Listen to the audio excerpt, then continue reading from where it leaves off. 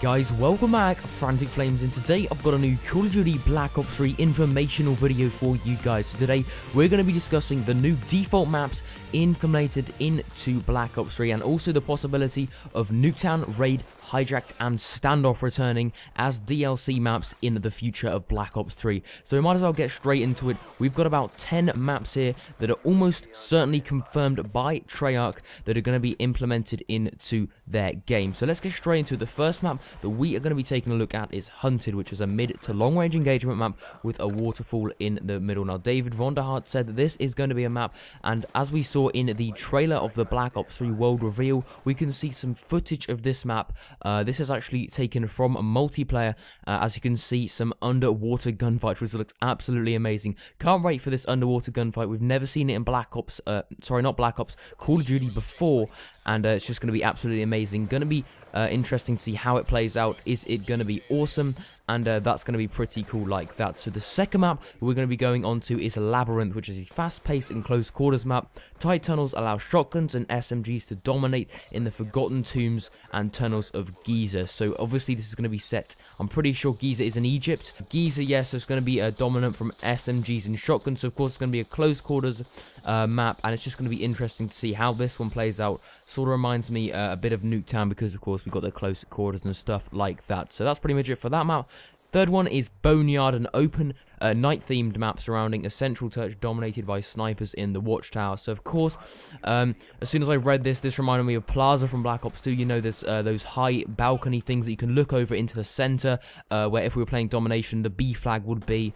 And of course we will see that snipers can go in the watchtowers and stuff like that. So that's pretty awesome. Can't wait for that map. Going to be dominated by the snipers. So that's probably going to be quite a nice free-for-all map, because of course a lot of people actually do like to snipe in free-for-all, and that's going to be interesting to see. So the fourth one we're going to be moving on to is Stronghold, which is a snowy, icy map based in the foothills of Switzerland, allowing for close quarter combat with a long range engagement. So again guys, this one, I love the whole close quarters but long range engagement sort of thing. I like the idea of that, and I just can't wait to play all of these maps. All of these maps sound absolutely amazing. And I was actually watching Alier's video. He said that he's played 4 of these maps, and he said that all of them play out very nicely, and all of them are pretty much symmetrical, like we saw in Black Ops 2 and like we saw in Black Ops 1. And he pretty much said that the maps are pretty much Black Ops 2 maps with a little bit of an extra for the wall running and the thrusting, which you don't have to use. It is optional, so you don't have to use the wall running, you don't have to use the thrust jumping, but it is just a nice add and brings a bit more pace to the game. So the fifth map we're going to be looking at now is Relic, which is this is basically the description of it. Battle your way through some of the world's most cherished items in the world's most protected museum. So obviously we can see that this is going to be in a museum, and there's probably going to be some debris of like paintings and stuff like that. Some of the cherished items, which of course means really, really rare stuff that's going to be placed into your museum. So like dinosaurs and stuff like that. That's going to be awesome to see, and I can't wait to see how these maps play out. So the sixth map that we're going to be taking a look at now is Convert, and this is battle it out in a Gongzui facility where the very own cybernetics rely on you. Are being created. So I don't really know what this is, guys. Sounds very, very futuristic. Probably the most futuristic map out of all of these. And pretty much, I think that this is going to be the map that we use the thrusting and the wall running the most in. So it's just going to be nice to see how this one plays out, because of course we've never seen wall running in Call of Duty before, and of course we've seen thrusting in Advanced Warfare, but it's just going to be interesting to see how these maps play with the new features, movement mechanics and stuff like that. So the seventh map we're going to be taking a look at is Overboard, which is a sinking rapidly, a large oil rig for assault rifles to dominate in the forever changing map. So of course this is going to be quite a dynamic map. You're on a big oil rig, and it's going to be sinking quite quickly. I'm guessing that it's going to be sinking at the end of the game, and of course assault rifles are going to be dominating, which I'm really looking forward to, because I love the assault rifles in Black Ops 2. If you didn't see my assault rifle top 5, then I recommend that you guys go and checking that out on my channel. It's my latest video apart from this one, of course, so that's going to be interesting to see, and I can't wait for these to come out, of course. So the 8th map we're going to be taking a look at is Blockade, which is a map based at the bottom of a crumbling dam. Watch out for the falling rubble and water. So of course, this is going to be sort of just a basic map, and there's going to be stuff falling, I'm guess. Can't really get much from this description. These are only very, very short description, guys, so I'm just going to be giving you as much information as I can pick out as possible. So that again sounds like an awesome map. I think this is the 8th map now, is Poolside, which is where you battle it out on the outskirts of one of Dubai's most luxury hotels swimming pools. So this is going to be sort of set in, well, obviously set in Dubai. It's going to be a luxurious map, and I really like these types of maps where they've got some buildings and all that good stuff. And the thing with Treyarch's maps is they don't have any debris in the way. They just have solid, like, if there's going to be something in your way, it's normally a big car or a lorry. There's no random dustbins just spread out, which I found was quite apparent in Call of Duty Ghosts and Advanced Warfare. That's just a little side note for you guys to take in as well. I just don't like, and that's probably why Call of Duty Ghosts and Advanced War haven't been popular in the Call of Duty community.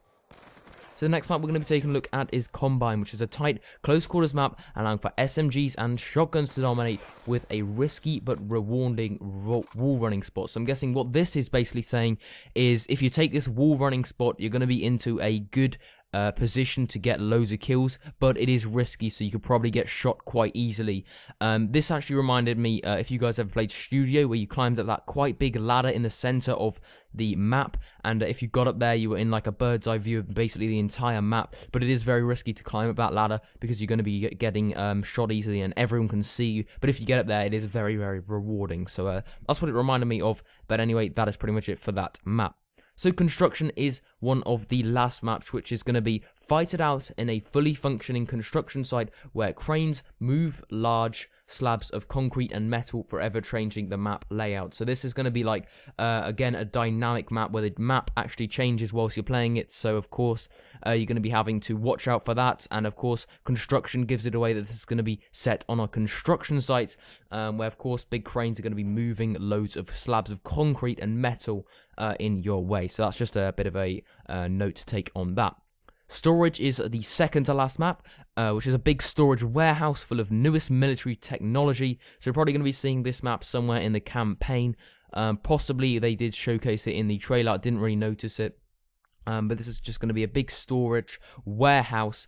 And again, it's going to be interesting to see how that one plays. Last one for the information about these default maps is going to be Reactor. So basically this is where you battle it out in a forever abandoned nuclear reactor facility in Chernobyl. So if you guys didn't know, Chernobyl, where the big disaster happened, where the nuclear plant actually exploded. Quickly, on a side note, of course, we talked about in the start of the video the possibility of seeing NUKETOWN returning. It says here that, of course, Treyarch are going to be in debate of what they would like to see return from Black Ops 2. So, of course, NUKETOWN will make the return as either a pre-order bonus or a future DLC map, but they're leaning towards a pre-order bonus like we saw in Black Ops 2. And they're also considering remakes from Raid, Hijacked, and Standoff. And, of course, we're going to expect a community poll release from Treyarch over the coming months before the reveal.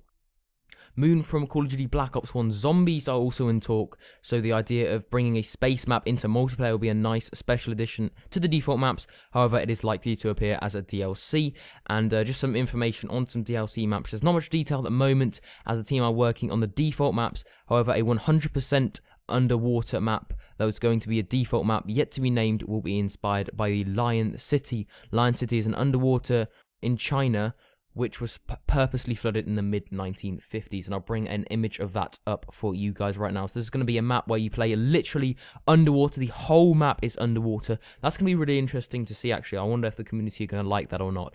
But it has been quite a long discussion video today, guys. I hope you guys enjoyed today's video, but if you did, make sure you smash the like button. I always appreciate when you guys hit that like button for me, and make sure you don't smash your monitor whilst you're doing it. But apart from that, guys, I'll see you in the next one. Thanks for watching, and goodbye.